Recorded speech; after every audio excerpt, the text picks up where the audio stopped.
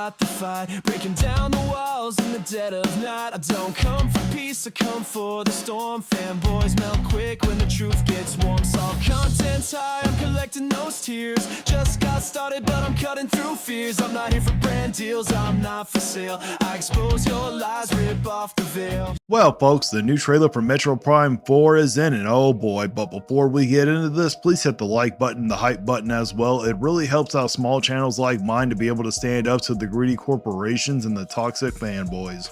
Now let's talk about what we just saw, because there's a lot to unpack here. This trailer is by far the most exciting piece of footage we've gotten for Metroid Prime 4 Beyond. It's intense, it's cinematic, and for the first time it feels like Nintendo actually understands how to make this game look appealing to both longtime fans and newcomers. Samus looks absolutely phenomenal. Easily one of the best visual redesigns we've seen from Nintendo in years. Her new psychic suit, that thing looks incredible. The way the lighting reflects off the armor, the subtle animations when she shields her eyes from the sun or braces against the cold. It's these small details that make her feel alive again. This is exactly the kind of energy Metroid needed after all these years in limbo. Combat looks sharper than ever too. The pacing of the trailer finally captures what fans have been waiting for. High-speed action, smooth aiming, fluid movement, and powers that actually look fun to use. Samus isn't just shooting, she's fighting with style. The way she manipulates objects with her mind, opens pathways using her psychic powers, and transitions between scanning and combat, it all looks clean and deliberate. Even the psychic mechanics, which look awkward and slow in earlier footages, finally feel powerful and purposeful here. You can tell Retro Studios has been putting real effort into making the combat feel kinetic, dynamic, and responsive. And visually, when it comes to the character design and animation, this game is firing on all cylinders. Samus's animations are full of confidence and precision. She moves with purpose, and every frame feels handcrafted to make her look like the absolute powerhouse she is. Even her new powers are integrated naturally in the gameplay now. Before it looked like gimmicks, now it looks like gameplay. There's a big difference between something that looks tacked on and something that feels like a natural evolution of what came before, and this finally feels like that evolution. The tone of the trailer is also right on the money. The music, the editing, the sense of scale, it's all here. For the first time since the reveal, it feels like Metroid Prime 4 actually understands its own identity. It's atmospheric without being slow, mysterious without being boring, and exciting without losing that haunting Metroid charm. The snowy combat scene, the Akira style bike slide, those moments look straight out of a cinematic masterpiece. The developers clearly want this game to feel bigger and bolder than any previous Prime, and in that sense they've absolutely succeeded. But here's the thing, and this is where the praise has to stop for a minute, because as much as Samus looks incredible and the combat looks refined, the environments still look terrible. There's no way around it.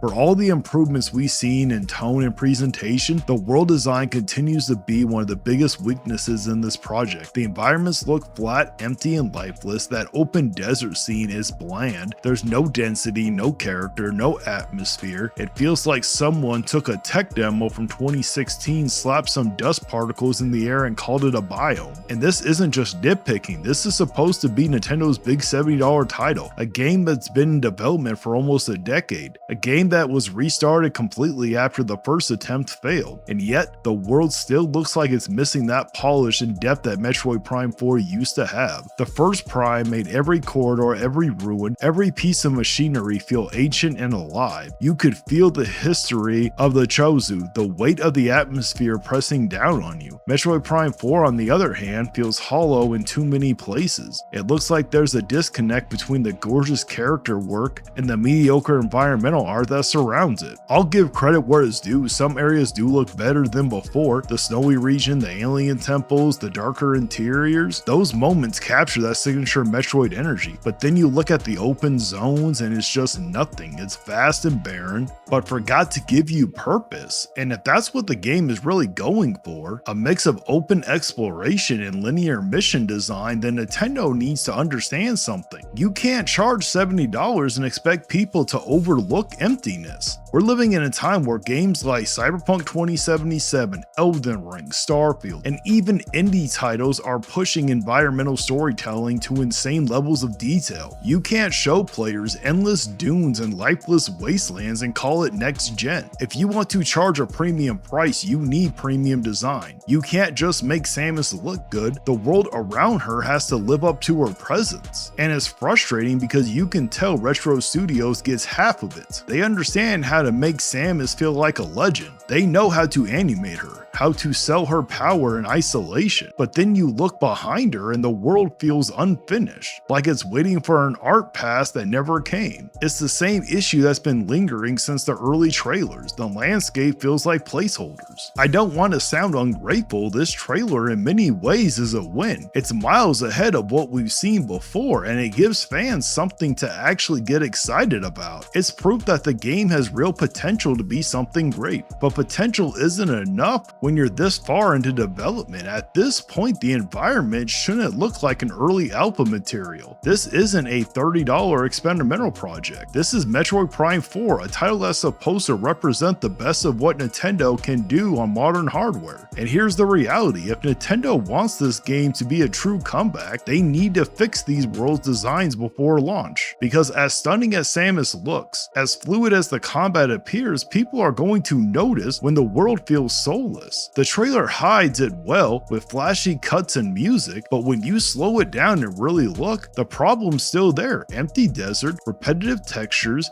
dead lighting in places that should feel alive. That's not acceptable at $70, not in 2025. Still, there's hope. They can add more environmental variety, more motion, more interactivity. If they can fill those open spaces with purpose, Metroid Prime 4 could still be something special, because everything else, it's working. The story setup feels strong, the music is haunting, the combat is fast, and Samus herself looks iconic again. Retro Studios clearly still understands who she is. The problem is making sure her world reflects that same level of care. So yes, I'll give credit where it's due. This trailer is the best one yet. It's visually stunning in all the right ways when it comes to Samus and the action, but if Nintendo truly wants this to be a masterpiece, they have promised for almost a decade, they need to fix those environments. Because the difference between a good Metroid game and a legendary one has always been about immersion, about how alive the world feels when you step into it, and right now, that world still looks dead. If they can change that before release, we might finally get the Metroid Prime 4 we've all been waiting for. But if they don't, if they let this go out the door with those same flat, empty maps, then it won't matter how good Samus looks or how fun the combat is. Players will feel the lack of depth the moment they start exploring, and that's something no trailer, no marketing push, and no hype can cover up. So yes, Metroid Prime 4 looks amazing, Samus looks better than ever, the combat finally feels alive, but those environments, they're still a problem. And for $70, that's not something we should just accept anymore. But after seeing the trailer, I can honestly say I'm excited to play it, and as always, I'll give my honest review when the time comes. However, if they don't fix the problems we're already seeing in this trailer, there's just no way this game could ever be a 9 out of 10. And I know, like every review I do, that's going to make some people mad. I'll probably lose a few subscribers, and yeah, that sucks, but I'll be fine. There will always be more people who appreciate honesty, because I'll never lower my standards to make other people or a company happy. I have more integrity than that, and that's something too many game reviewers today seem to have forgotten. And that's it for the video. If you truly enjoyed it, do me a favor and hit the like button, hit the hype button, share it around, and make sure you're subscribed.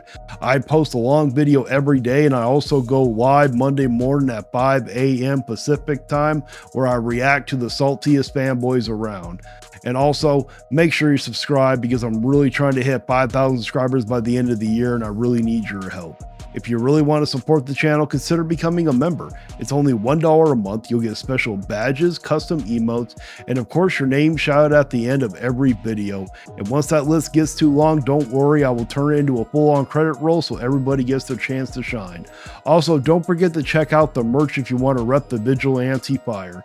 And as always, until next time guys, stay vigilant. And now it's time to read off the members of the channel. We got Koros Objective, Maximilian Pegasus 88, Matt Fox 94, Dr. Dr. Downvote, Oh No Is Justin, Brian Payne, Andy Ritz, C-Stars Pip Club, Maximus 2400, Geezer Noob, Dustin 360, That PlayStation Gamer, Stephen Ramey, Matthew Buckley, Blue Moon, John Marr, Johnny Bones Jones, The One and Only Groot, Female Goku, Alyssa D, Lawless, James Rowe, Mario 123, Kasaria, Shane's World, Renee, Dragon Knight, Dragonborn, Tony the Witch Lord, Mrs. Jaber, Crippled Gamer, Blast 1314, General Raihuka, CM, Iden Force, and Plays. Thank you so much for becoming part of the crew. You can cry in the comments, but you won't survive. Like and subscribe if you feel that vibe.